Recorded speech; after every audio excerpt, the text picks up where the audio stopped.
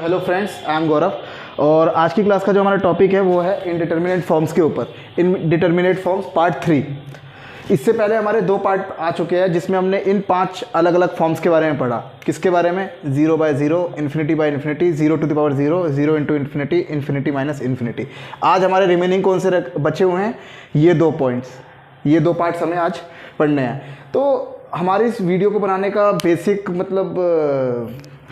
क्या है, मतलब मोटिव क्या है? बेसिक मोटिव ये है कि जितने भी हमने अलजेब्रा के लॉज हमने अपने प्रीवियस क्लासेस में पढ़े हुए हैं, मतलब बचपन की क्लासेस में 6, 7, 8, 9 एक्सपोनेंट लॉज, उसको यूज़ करके इनको देखना है कि इनकी वैल्यू अनडिफाइंड क्यों आ रही है, ठीक है।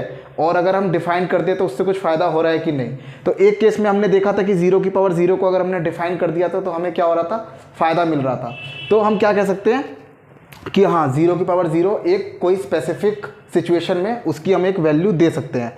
फिर हमने देखा था इन्फिनिटी माइनस इन्फिनिटी की वैल्यू के लिए, तो इन्फिनिटी माइनस इन्फिनिटी की वैल्यू हर केस में डिफरेंट आ रही थी। देखिए क्या होता है, जब कोई रियल नंबर होता है, जैसे कि हम बोलेंगे x माइनस एक्स होता है, तो इसकी वैल्यू तो 0 आ जाती है। क्यों आ जाती है? क्योंकि x और x जो होते हैं वो इक्वल होते हैं और वो एक रियल नंबर या फिर कॉम्प्लेक्स नंबर होते हैं, तो उनका आंसर 0 आ जाता है। लेकिन इन्फिनिटी माइनस इन्फिनिटी में 0 नहीं आ सकता। क्यों? क्योंकि एक इन्फिनिटी जो होती है दूसरी इन्फिनिटी के इक्वल नहीं होती है। इसकी प्रॉपर्टी ये होती है। तो जब इक्वल नहीं है तो कुछ अनइक्वल आंसर आएगा ना, इस वजह से हम इसकी वैल्यू फाइंड नहीं कर पाते हैं। तो जितने भी हमने लॉ सीख रखे हैं या जितने भी बेसिक डेफिनेशंस होती है, और आप कह सकते हैं मोस्ट प्रोबेबली हम इसको ये कहेंगे कि लॉजिकली, मतलब लॉजिकली ये कैसे आ रहा है। एक लिमिट का मेथड भी होता है जो कि हम 11th क्लास में यूज़ करते हैं अपनी CBSE में। तो लिमिट्स के हिसाब से हमें नहीं पढ़ना है, लिमिट्स के हिसाब से तो आपको मिल जाएगा। और बेसिकली हम ये सब लिमिट्स के लिए वैसे यूज़ करते हैं, ये हम लिमिट्स के लिए यूज़ करते हैं। लेकिन रियल लाइफ में अगर हम देखना चाहें, रियल लाइफ सिनेरियो में कि ये सब चीज़ें कैसे सही साबित हो सकती है कि ये अनडिफाइंड हो रहा है, तो हम उसको जानने की कोशिश कर रहे हैं कि रियल लाइफ में ये कैसे आंसर, मतलब इसका अनडिफाइंड आ रहा है सारे लॉजिक। तो अब हमारे 2 पार्ट बचे, इन्फिनिटी की पावर 0 और 1 टू द पावर इन्फिनिटी। तो इसको हम प्रूव करते हैं कि ये अनडिफाइंड है, और डिफाइंड हो गए तो क्या प्रॉब्लम होगा, ऐसा कुछ करके देखिए एनालिसिस करते हैं। तो मैं इसे मिटा देता हूँ।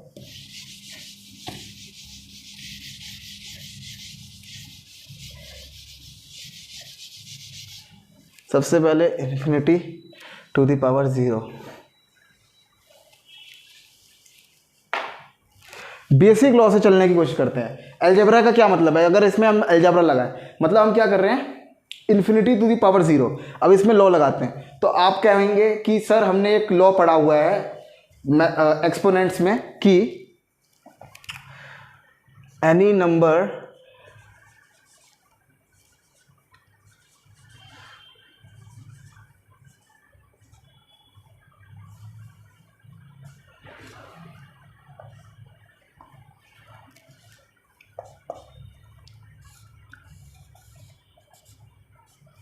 Any number raise to the power 0 is 1।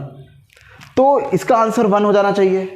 आपकी बात बिल्कुल ठीक है, हो जाना चाहिए। लेकिन क्या है ना दोस्तों, ये जो इन्फिनिटी है ना, ये कोई नंबर नहीं है, ये एक नंबर है, लेकिन हमें ये पता नहीं है कि किस कैटेगरी में नंबर आता है। एक्चुअली में ये जो एनी नंबर होता है ना, ये या तो रियल नंबर होना चाहिए, नहीं तो कॉम्प्लेक्स नंबर होना चाहिए, रियल नंबर या कॉम्प्लेक्स नंबर। लेकिन ये इन्फिनिटी कौन सी कैटेगरी का नंबर आता है? इन्फिनिटी की तो कैटेगरी हमको पता ही नहीं है, नहीं पता ना रियल है कि कॉम्प्लेक्स है। तो वो नंबर अगर तो इन्फिनिटी अगर तो रियल नंबर हो या फिर कॉम्प्लेक्स नंबर हो, तब तो उसकी पावर 0 करेंगे तो आंसर क्या आ जाएगा? 1 आ जाएगा। लेकिन इन्फिनिटी के बारे में हमें कुछ पता ही नहीं है कि इन्फिनिटी क्या है, रियल नंबर है या कॉम्प्लेक्स नंबर है। तो जिसके बारे में नहीं पता उसके बारे में हम कैसे बोल सकते हैं कि कुछ आएगा? जिसके बारे में कुछ पता होता है, अगर आपसे किसी के बारे में कुछ पूछा जाता है तो आप क्या कहते हैं? आपको उसके बारे में अगर कुछ पता है तभी तो आप कुछ इन्फॉर्मेशन दे सकते हो। मान लो आपने उसको कभी मिले ही नहीं किसी भी इंसान से, तो आप उसके बारे में क्या आप बताओगे? कुछ बता सकते हो? नहीं बता सकते। तो हम क्या कहेंगे कि any number raise to the power 0 is 1, ठीक है, but number should be real और कॉम्प्लेक्स। यहां पे वो एनी नंबर क्या है? Infinity to the power of 0। तो हम क्या कहेंगे इसको? ये अनडिफाइंड ही रहेगा। क्या रहेगा? अनडिफाइंड ही रहेगा। ये क्या रहेगा? अनडिफाइंड रहेगा। इतना आपको समझ में आया? अब देखते हैं हमारी लास्ट वाली पार्ट को।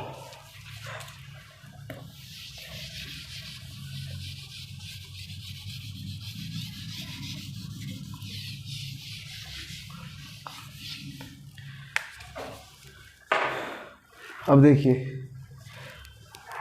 ये है 1 टू द पावर इन्फिनिटी। इसको भी क्या बोलते हैं, अनडिफाइंड बोलते हैं। क्या बोलते हैं, अनडिफाइंड।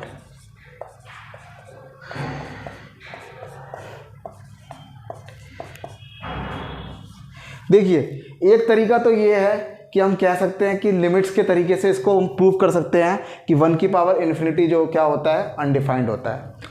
लेकिन अगर हम अपने बेसिक अलजेब्रा के लॉज लगा के देखें तो ये कैसे काम करेगा, मतलब तो इसकी वैल्यू कैसे अनडिफाइंड आएगी, हमें ये देखना है। देखिए एग्जैक्टली अगर आपको नॉर्मली कोई बोले कि 1 को पावर कुछ भी रखो, 1 की पावर क्या रखो, कोई भी नंबर रखो, तो आंसर कितना आता है, 1 आता है। ठीक है, अगर ऐसा है कि ये एग्जैक्टली सिर्फ यही दे रखा है कि 1 की पावर इन्फिनिटी का आंसर बताओ, तो आपका आंसर क्या होगा, 1 ही आंसर होगा। ठीक है, लेकिन एक्चुअली में क्या होता है, जब हम लिमिट्स के लिए कॉन्सेप्ट यूज़ करते हैं ना, तो ये एग्जैक्टली 1 होता नहीं है।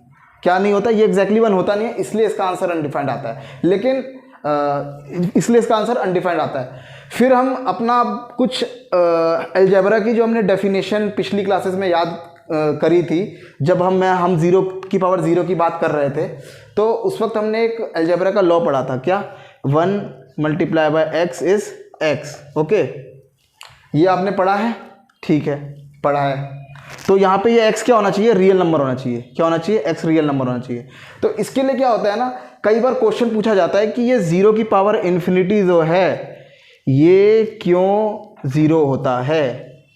0 की पावर इन्फिनिटी जो है वो तो 0 होता है, लेकिन 1 की पावर इन्फिनिटी मतलब 1 को जब आप इन्फिनाइट टाइम्स मल्टीप्लाई कर देते हैं तो आंसर क्या आता है, अनडिफाइंड।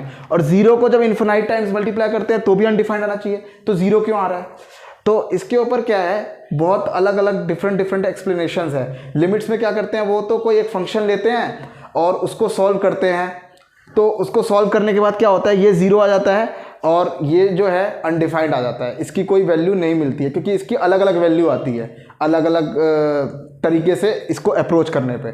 लेकिन अगर हम अलजेब्रा का ये वाला लॉ देखें, ठीक है, ये वाला लॉ, तो इससे जो है ये बात जो है ना, दोनों बातें प्रूव हो जाती है।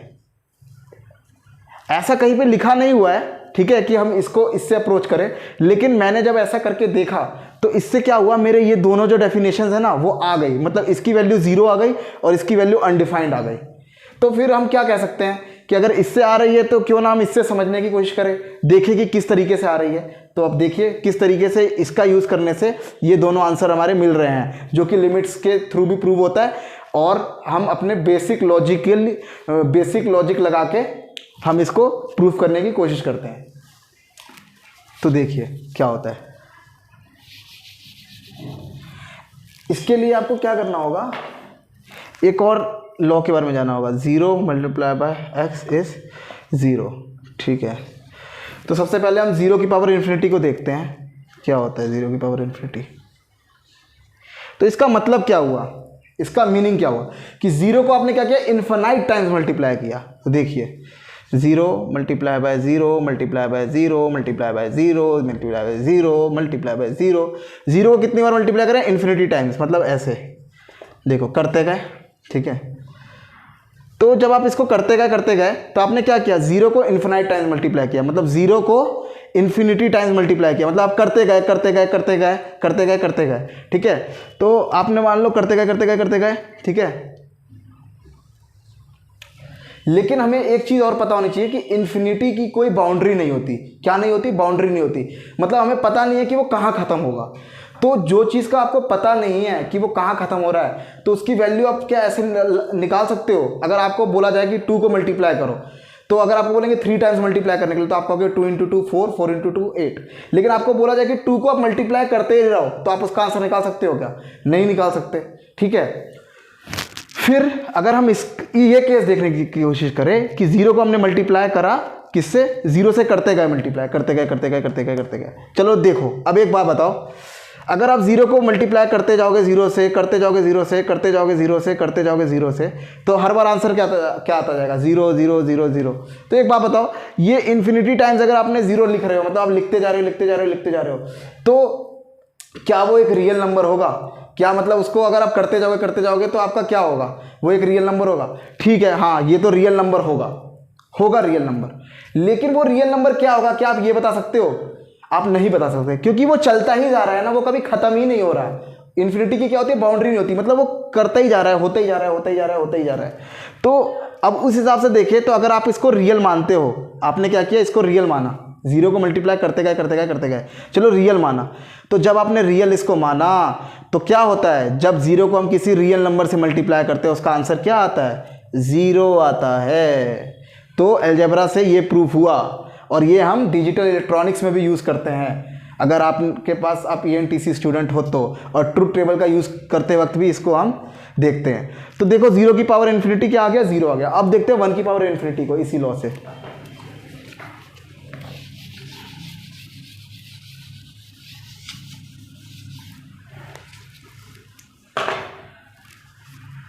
वन की पावर इन्फिनिटी क्या कहता है कि 1 को मल्टीप्लाई करते जाओ करते जाओ करते जाओ करते जाओ करते जाओ करते जाओ करते जाओ करते जाओ करते जाओ करते जाओ, ठीक है। अब आपने क्या बोला कि 1 को मल्टीप्लाई करना इन्फिनिटी टाइम्स, मतलब 1 को मल्टीप्लाई करते गए करते गए करते गए करते गए करते गए। तो जब आपको ये पता है कि चलो 1 को मल्टीप्लाई किया 1 से तो 1 आएगा, 1 को मल्टीप्लाई फिर किया 1 से तो 1 आएगा, ठीक है, आपको ये पता है। तो क्या एक रियल नंबर होगा, तो अगर हम इसको एक रियल नंबर मानते हैं, क्या मानते हैं, एक रियल नंबर मानते हैं, लेकिन ठीक है आपने इसको एक रियल नंबर माना, तो जब हम ऐसा करते हैं कि 1 को मल्टीप्लाई करते हैं x से, तो उसका आंसर क्या आता है, x आता है, ठीक है। तो ठीक है, अब आपने क्या किया, 1 को मल्टीप्लाई किया इस नंबर से, तो आंसर क्या आएगा, ये नंबर आ गया आंसर। लेकिन ये नंबर आया तो, लेकिन इसमें क्या है कि आपको क्या करना है, मल्टीप्लाई करते जाना है करते जाना है करते जाना है, ठीक है। तो आपको बेसिकली पता है कि 1 को जब मल्टीप्लाई करेंगे 1 से तो आंसर 1 ही आएगा, लेकिन ये कब तक करना है ये नहीं पता है। इन्फिनिटी का क्या मतलब होता है, कोई बाउंड्री नहीं है, मतलब करते जाओ तो आंसर क्या आएगा, हाँ आपको आंसर ये आएगा कि हाँ भाई 1 को मल्टीप्लाई करते जाओ 1 से, करते जाओ करते जाओ करते जाओ, तो आंसर क्या हो गया कि 1 को मल्टीप्लाई करते जाओ करते जाओ करते जाओ करते जाओ। तो फिर जब करते जाओगे तो क्या होगा, आंसर आएगा, नहीं आएगा। तो इसलिए क्या करते हैं कि ये मल्टीप्लाई होते ही रहता है होते ही रहता है होते ही रहता है। तो लास्ट में हम क्या कह सकते देते हैं कि भाई इसकी वैल्यू हमें नहीं पता, इसको हमने क्या कह दिया, अनडिफाइंड कह दिया। हम क्या कह देते हैं कि 1 की पावर जो इन्फिनिटी है वो अनडिफाइंड है, ठीक है। और हमारे पास एक और नंबर आ सकता है, हम एक और तरीके से प्रूव कर सकते हैं इसको, वो देखते हैं। आपको ये समझ में आया होगा, वो तरीका देखते हैं हम।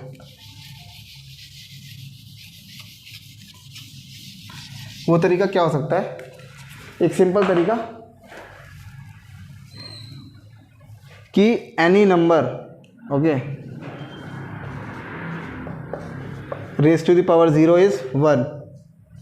ये तो आपको पता होगा, एनी नंबर अगर उसको रेज कर दिया 0 पावर से तो 1 आता है।